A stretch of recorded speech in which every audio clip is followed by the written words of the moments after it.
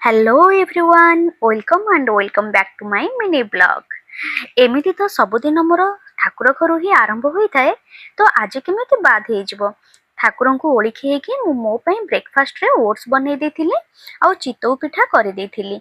Actually बापांकर वर्षिकिया हमर जाइने तो सेति आम घरे कोनोसी भी पूजा पाठ पर्व पर्वाणी पिठापଣା एसबू हबनी, किंतु माँकर मोर इच्छा होता टिके चितौ पिठा खाइबा पाई। तो मु कौन करथिली ना आण प्रस्तुत कर देथिली। तो आज ब्रेकफास्ट रे समस्तक पई चितौ पिठा कर देथिली, किंतु बाबू कहिले मु मैगी खाइबे।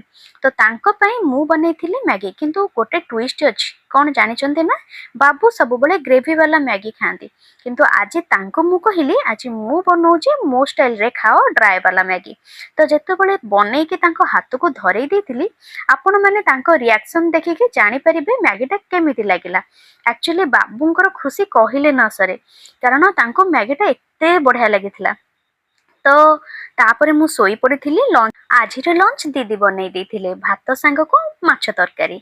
तो मु समस्त लंच बाढ़ी बढ़ई देथिले। आमे समस्ते मिसिके लंच कर देथिलु, किंतु बाबू चिकेन आनिथिले कारण से माछ खाइबेनी बोली। तो तांको गरम करे बाढ़ी देथिले, से हमर चिकेन भात खाई देथिले।